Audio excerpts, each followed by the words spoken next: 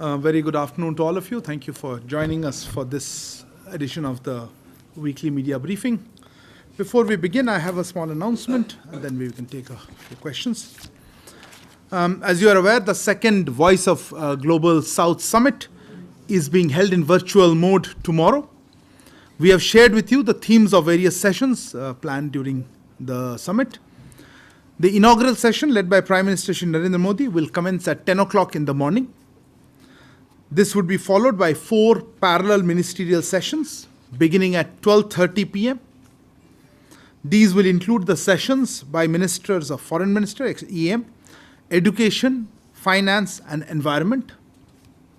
In the afternoon, 4 more parallel ministerial sessions are scheduled. These will begin at 4 p.m. These will include the sessions, again by EM, as by the Ministers of Energy, Health and Commerce. And finally, there will be a leaders session again, a concluding session at 6:30 p.m. tomorrow evening. Opening segments of each of these sessions will be live streamed. That is the intervention by the Indian participants, Prime Minister and the Indian ministers. And please follow us on our social media updates to exact live stream links we will share with you. And we'll try to bring you more updates once the event concludes. Okay, along with that, may I open the floor for questions? I saw your hand first, Siddhant. I will answer. So Siddhant from Vion. So the question on the Indian nationals in Qatar, any update? Have we got consular access? Any more details? Okay. Yeah, go ahead. I'll come back. Sir, I'm Sahil from ENI. Sir, IDF has entered the Gaza City Hospital of Al-Shifa. What's India's position on that? On what? The hospital. Okay. Which one? I saw a hand here. Yeah, please. Sir मैं नीरज दुबे प्रभा साक्षी से sir Myanmar में जिस तरह के हालात हैं बहुत सारे लोग मिजोरम में भाग के आए हैं अलग अलग रिपोर्टें हैं कि 2000 लोग भाग के आए हैं 5000 लोग भाग के आए हैं कुछ लोगों को हमने वापस भी किया है कोई एग्जैक्ट आंकड़ा है क्या और हमने क्या वहाँ की सरकार से बातचीत की है इस मुद्दे पर Okay, behind. Yeah, please. So, on the 20th, the India-Australia 2+2 is happening. Can you tell us a little more about it? You are announcing it, right? Well, just checking. Okay. If I am, then that's Good. not so bad. Then you can answer this part 2 of it. Can you tell us? I'll try to see what I can tell you. What is going to happen and Yeah, sure. what are the main issues under discussion? Will do. Vineet Dixit from Newsgate. Sir, this is regarding the long-delayed agreement of free trade agreement with the United Kingdom. Microphone closer, please. United Kingdom. UK FTA. Yeah. UK FTA. What has been the progress? Did this subject came up during Dr. Jaishankar's visit to London, where he met Mr. Cameron? Okay. Anything related to any of these? So I can take it in one shot rather than come back. Mizoram or Myanmar? Myanmar. Okay. So this is Abhishek from CNN News 18, sir. There are reports that some of the soldiers from Myanmar's side, they had entered Mizoram and then they were reportedly taken by Indian Air Force planes to the other side of the border from where they could go safely. Is it true or what would you have to Okay, say on this? fair enough. Anyone else related to this? If not, let me take this round of question and then I'll come back to you. Let me start with, let me start with you on the 2+2. Look, it is. We do intend to host the 2+2 in the next edition of the 2+2. As you know, the inaugural edition was last year. But we haven't officially formally announced it yet. So if you permit, I'll wait for that.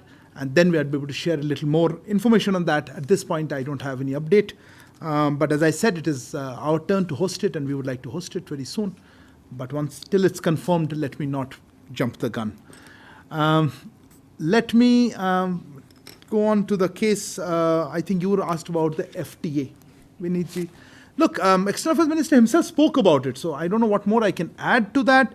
Yes, he discussed this with the Prime Minister, UK Prime Minister. I think he also discussed with the newly sworn in UK Foreign Secretary. There are discussions going on.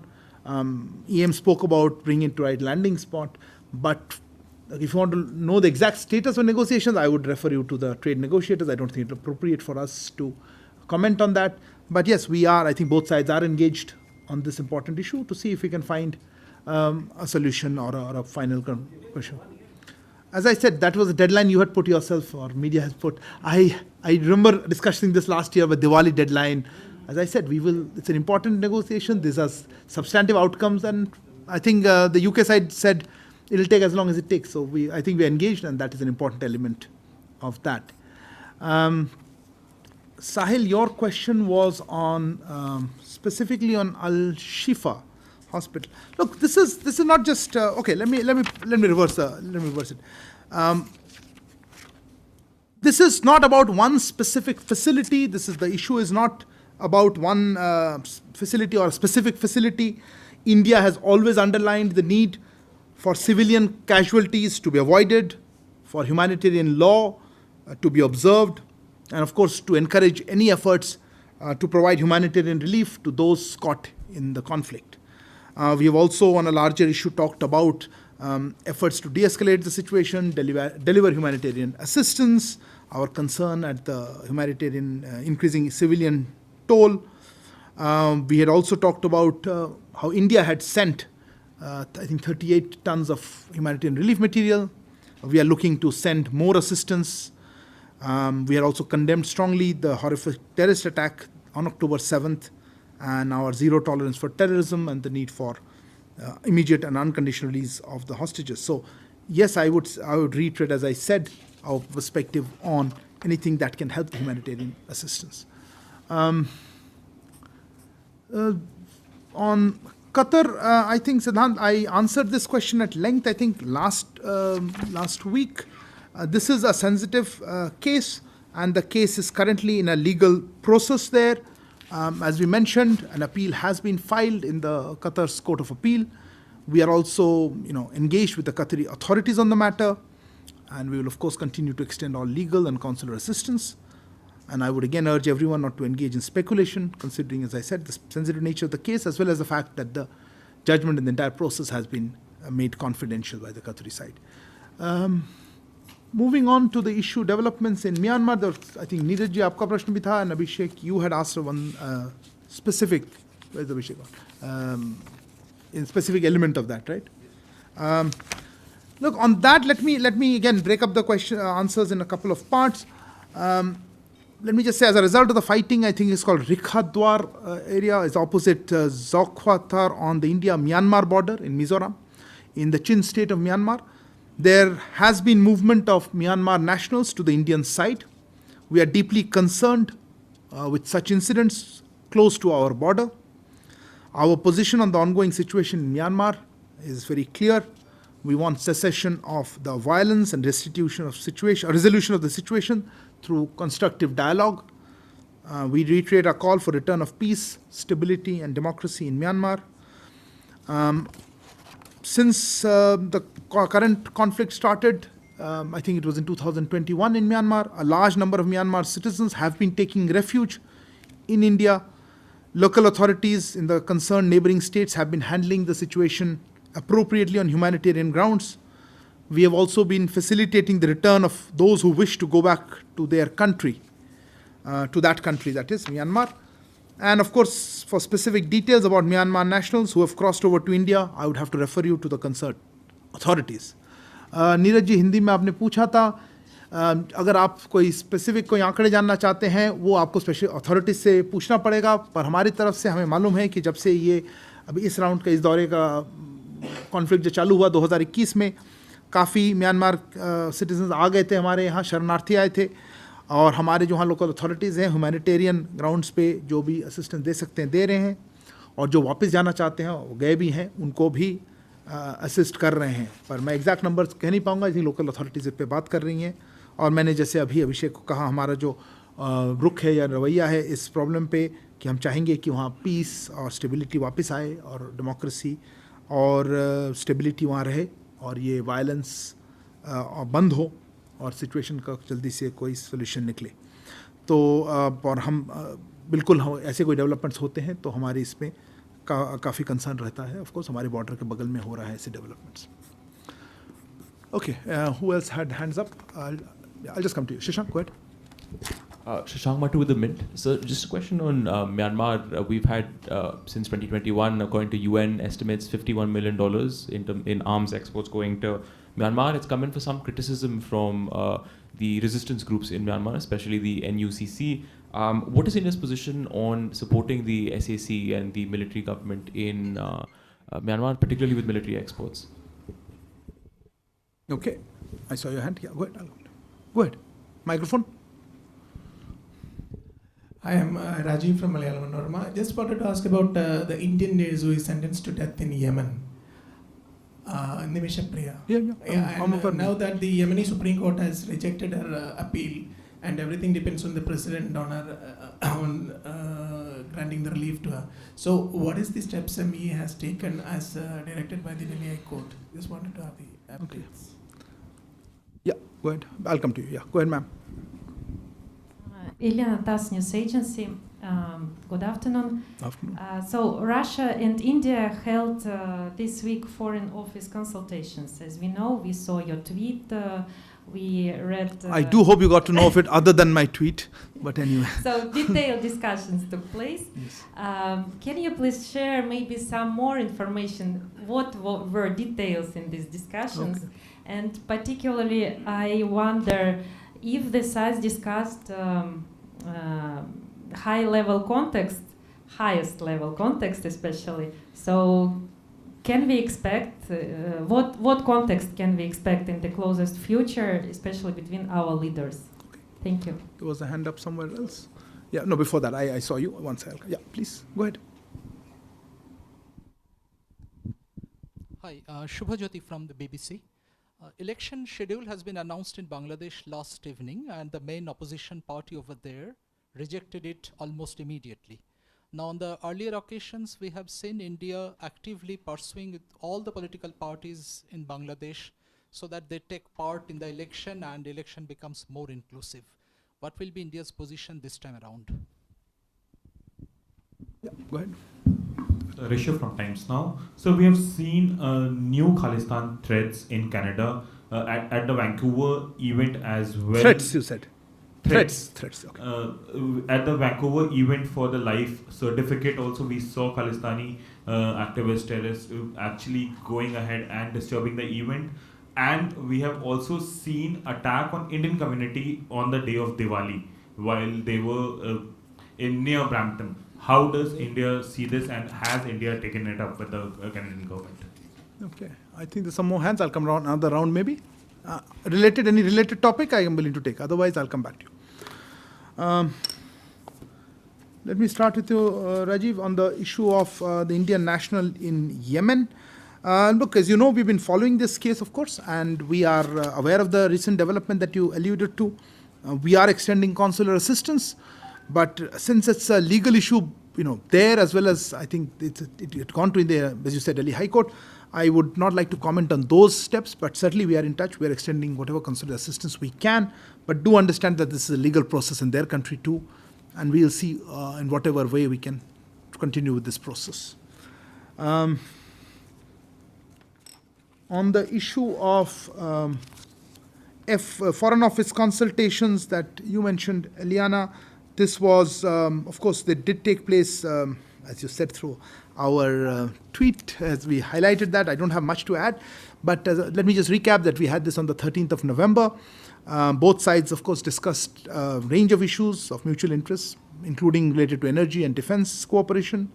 Both sides have engaged each other at various other levels also in order to take forward our special and privileged strategic partnership, and such exchanges will continue to further enhance the comprehensive bilateral ties. I don't have much else to announce other than what the two sides have already done. Foreign Office consultations are a useful mechanism to take stock of where we are and what more we can do. I certainly don't have anything to, any update on any highest level contact that you mentioned. Regarding Rishabh, you mentioned about developments in Canada. Look, I think you mentioned two different cases, quite separate. In fact, on the specific issue, as you mentioned, we have seen some misleading and inaccurate social media reports in this regard. You mentioned the one about a consular camp. Our High Commission and consulates in Canada regularly organize consular camps. One such camp was organized near Vancouver on November 12th or 13th to provide life certificate to pensioners. The event was held successfully despite attempts by a few radical elements to cause trouble. Our Consul General was not present at that site. We reiterate the need for nations to respect the Vienna Convention on Diplomatic Relations so that our diplomats can discharge their diplomatic obligations. As regards event that you alluded to near Brampton or Mississauga in Diwali, look, I think that was more in the nature of an unrest between two groups. To be honest, I don't think there has been any complaint that our consulate has received. I saw some social media reports. We also understand that the authorities there are looking into that incident. So I don't have anything further to add to that. But certainly on the first incident was involving a consular camp, and I conveyed our position on that. Shubhajyoti, regarding your query, there you are.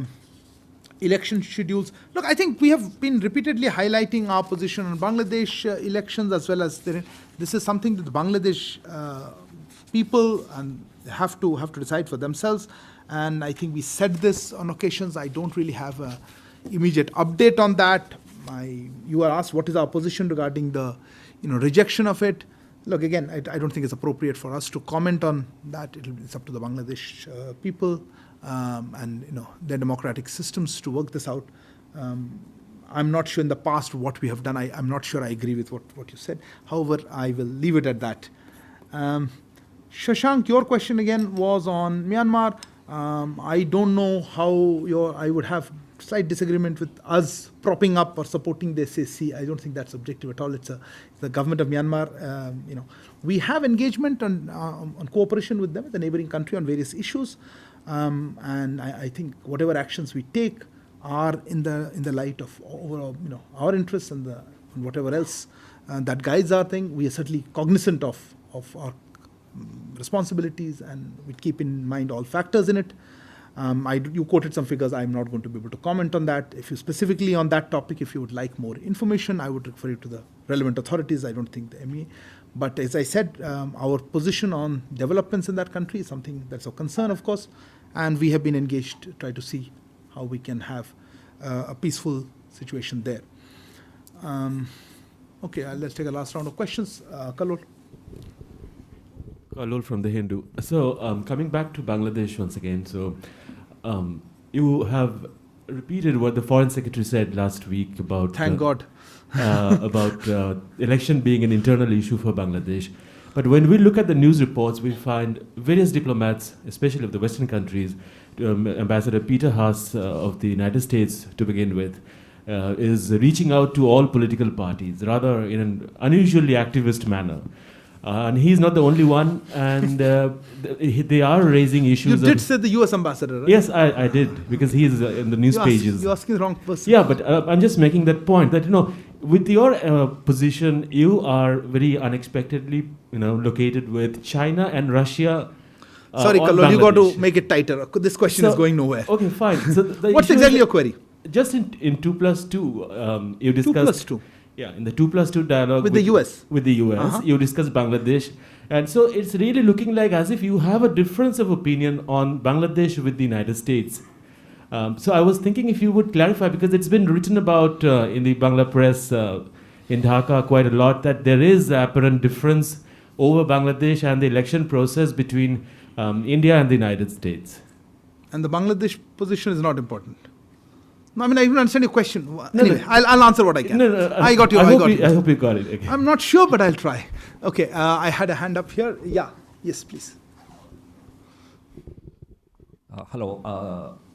I'm Takashi from the Japanese newspaper called Asahi Shimbun. My question is about the Voice of Global South Summit. So the simple question is the issue of Israel and Palestine will be also one of the topics during the summit, and does Indian government also have a willing to more engage with for the more dialogue and then cessation? Sorry, repeat the last part. Indian government willing to do what? Willing to do more support for the dialogue and then cessation. between. You mean separate from the VOGSS or, separate from the Voice of Global South Summit or generally? Through Voice of Global Summit. Okay, fair enough. Yes, yeah, go ahead. Hi, Pia with the print. Just a clarification on the case of the 8 Navy veterans in Qatar. What is the status of the appeal? Has it been accepted, rejected? Are we still waiting for the Qatari court to provide a decision on this appeal? If you could just give a specific update on that. Thank you. Okay. Before I take second round of questions, Yeshi, go ahead. Yeshi Seli from the New Indian Express. There are 19 Indian schools in Qatar, and the Qatari Education Ministry for this ongoing calendar year dropped Diwali as a holiday. This has been done for the first time. Is MEA likely to take it up, or do you have any say in it at all? Okay, and yeah, go ahead. Runjun Sharma, RT. I want to ask about the Voice of the Global South Summit. How many participations are confirmed? How many countries? Okay. And if there was nobody else, I'll give you the last one. Yeah, go ahead. So it's last question. So one on cricket diplomacy. Oh God. So either India's BRICS partner or Quad partner will be in the finals. Any of the leaders expected to travel to India, because the South African president has expressed interest to travel to India to witness the match? Okay, okay, let me try to answer these queries. Pia, let me start with your question, Richard. As I said, an appeal has been filed. I am not aware of any decision at all by the Court of Appeal in this regard, so I presume our appeal is there. Rather the appeal on behalf of the detainees is in the process. I had seen some reports that they have been adjudicated on, decided upon. I don't think that's factually correct. So yes, the appeal process is underway, and we would hope for a positive outcome. On the issue of Voice of Global South Summit, there were a couple of questions. Runjun, your query was how many? Look, we've had on a virtual summit, I don't want to comment. Even otherwise, I rarely comment on participation till people land up. But for a virtual summit, let me not prejudge how many will come. We have confirmations, a very large number of confirmations. We'll try to bring you a real good updated figure once they are actually there. But as you know, last time we had about 125 countries to participate. That's a good number to work around, and that's what I would start working around. But we've had good confirmation. So let's see till how many finally land up there. Takeshi, your query was regarding Israel-Palestine. As you would have seen in in the press release, if I probably have it here, yes. When we said that this would be an opportunity, tomorrow's summit, for sharing with the countries of the Global South the key outcomes achieved in various G20 meetings over the course of India's presidency. You would recall that during the first Voice of Global South Summit in January, this is one of the things that we did. Part of what Prime Minister had said, reach out, hear the voices of the Global South and see how we can mainstream that, give them more attention and put them on the high tables. I think we have been able to do that, and I think this is a good opportunity to tell members of the Global South what has been really developments over our presidency. Of course, the challenges posed by global developments are also likely to be discussed.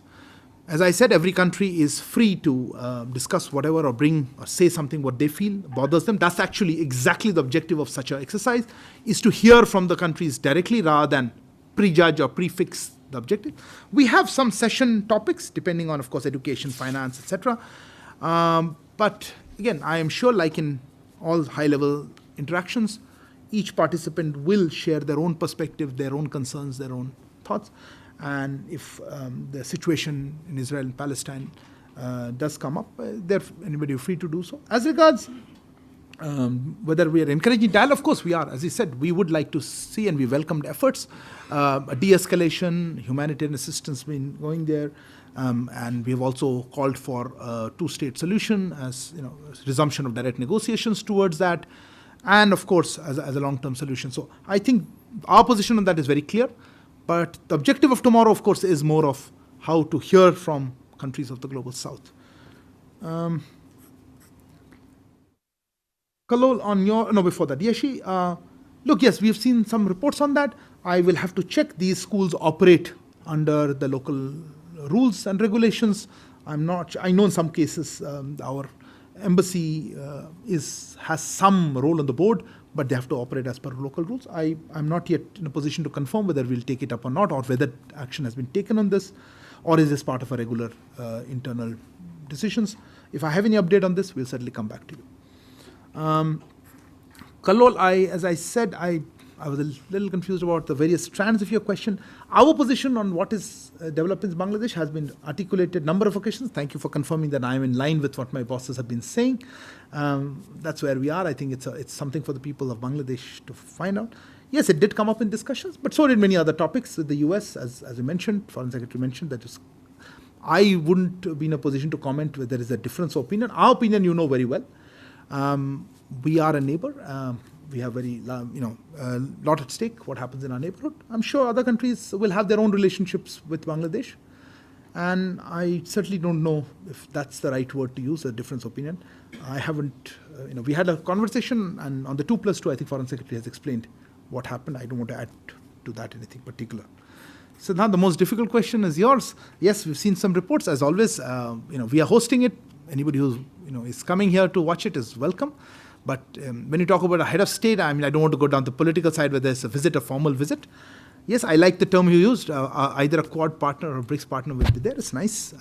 I of course hope we win, but that's a separate issue. If any of them come, we will certainly, they'll be welcome, and we will inform you at the right time. Thank you all for joining. Good evening.